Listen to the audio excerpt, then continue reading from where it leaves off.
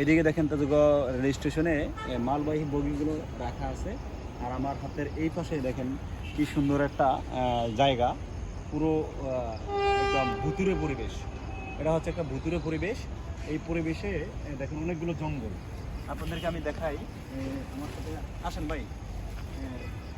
এই দিকটা দেখান, যে এই দিকটা একটা ভুতুরে পরিবেশ, অনেকগুলো জঙ্গল গড়ে উঠছে। এখানে অনৈতিক কাজগুলো বেশি চলে, যেমন গাঁজা, হিরোইন, মেলি ব্যবসাগুলো এখানে বেশি চলে। আমরা যদি এগুলো সচেতন হই, রেল কর্তৃপক্ষের কাছে যদি আমরা এগুলো তুলে ধরতে পারি, তাহলে এগুলো যদি অনেক সুন্দর করে পরিবেশ করে, একটা পার্কের মতন করে এখানে একটা ভালো ঘোরার পরিবেশ হবে। তেজগাঁওর ভিতরে একটা একখণ্ড গ্রামের মতন বলা যায়, পাহাড়ি এলাকার মতন একদম। আসেন আমরা আরও আপনাদেরকে দেখাই। আমরা কিন্তু অনেক ভিতরে প্রবেশ করতেছি এই জঙ্গলের। ওইদিকে দেখেন ভাই, আপনি দেখেন আগে কখনো আসছেন? এই যে দেখেন আমরা এখন ঢুকতেছি, কি পরিমাণ জঙ্গল দেখেন। এই যে ভাই এখানে আমার সাথে যে ভাই আসছেন, উনি একটা পত্রিকার সাংবাদিক, উনিও ভয় করতেছে। দেখেন আপনাদেরকে নিয়ে আসতেছি আমি, অনেক জঙ্গল, ভিজে গেছি, অনেক ময়লা আবর্জনা। এই দেখেন,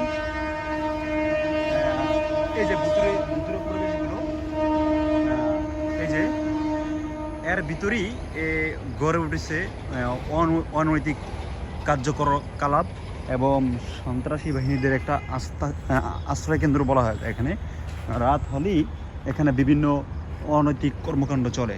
প্রিয় ভাইরা, আপনারা যদি আমার এই ভিডিওটি ভালো লেগে থাকে আমার চ্যানেলটা সাবস্ক্রাইব করবেন এবং ভিডিওটি সবাইকে দেখার জন্য শেয়ার করে দিবেন, লাইক দিবেন এবং কেমন হলো কমেন্টসে জানান। আপনারা কোথা থেকে দেখছেন আমাদেরকে কমেন্ট করে জানান।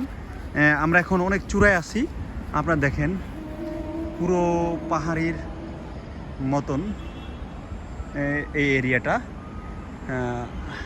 আশা করি আমার অনেক কষ্ট হয়েছে ভিডিওটা করতে, যদিও অনেকগুলো জঙ্গল। এই যে দেখেন, এটা হচ্ছে তেজগাঁও রেল স্টেশন। আপনারা কোথা থেকে দেখছেন আমাকে কমেন্টে জানান। আর ভিডিওটি আর ভালো লাগলে এই ভিডিওটা শেয়ার করবেন এবং আমার চ্যানেলটা সাবস্ক্রাইব করবেন।